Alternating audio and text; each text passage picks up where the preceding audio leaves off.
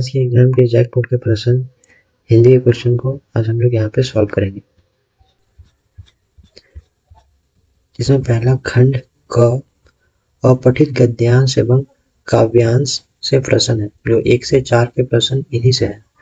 इस पैसेज को हमें पढ़ना है और उसके बाद इन 4 प्रश्नों को उत्तर हमें देना है।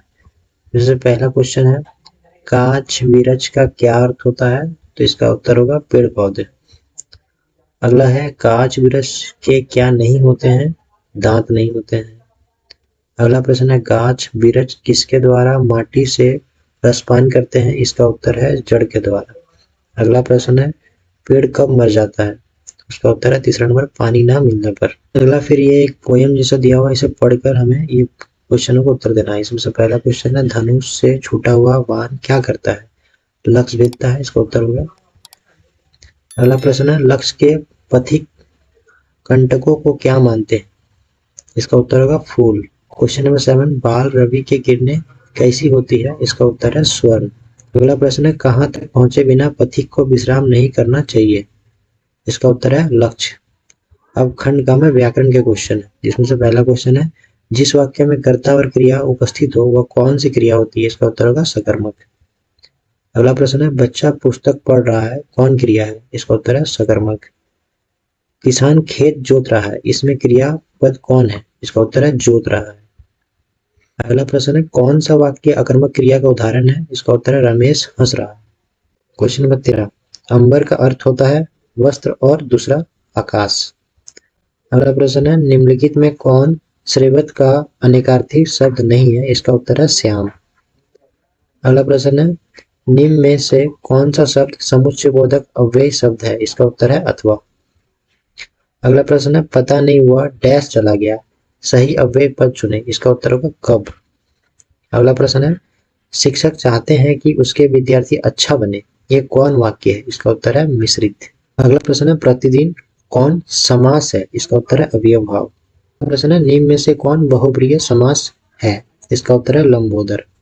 अगला प्रश्न है, पक्षी आकाश में उड़ेंगे, यह कौन वाच्य है? इसका उत्तर है कृतिवाच्य।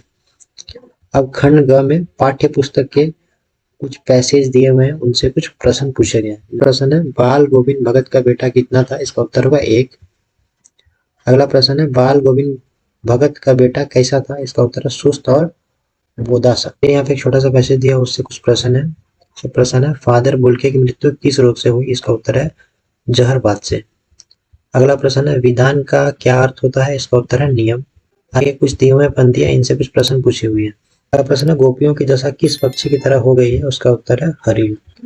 अगला प्रश्न है, यहाँ नन नदन किसे कहा गया है? इसका उत्तर है कृष्ण को। फिर कुछ पंक्तियां दी हुई हैं, उसका कुछ प्रश्न है। एक पद्यांश किस कविता का अंश है? उत्साह। अगला प्रश्न है, कवि बादल को क्या घेरने को कह रहे हैं? पूरा आकाश को। अगला प्रश्न है, कैप्टन कौन था? इसका उत्तर है चश्मा बेचने वाला। अगला प्रश्न है, लेखक ने खीरा खाने को क्यों इनकार कर दिया? इसका उत्तर है आत्मसम्मान की रक्षा के लिए। अगला प्रश्न है, बिस्मिल्लाह खां क्या बजाते थे? इसका उत्तर है शहनाई। अगला प्रश्न है, लेखिका मन्नू भंडारी का बचपन किस शहर में बीता? इसका उत्तर है अजमेर। अगला प्रश्न है, परशुराम के गुरु कौन थे? इसका उत्तर है शिव।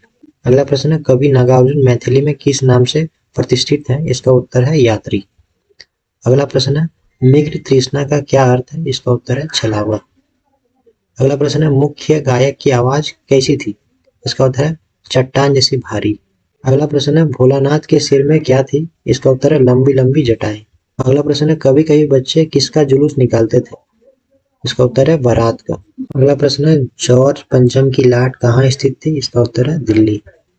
आखिरी प्रश्न है, गंगटोक नगर किस राज्य की राजधानी है? इसका उत्तर है सिक्किम। इसी के साथ आपके सामने हिंदी के 40 प्रश्न का उत्तर उपलब्ध है। उम्मीद है कि आप लोगों को अपने एग्जाम के आंसर को मिलाने में सुविधा हुई होगी और आप लोगों का एग्जाम अच्छा गया होगा। आगे के एग्जाम के लिए आप लोगों को ऑल द बेस्ट और best of luck. Thank you.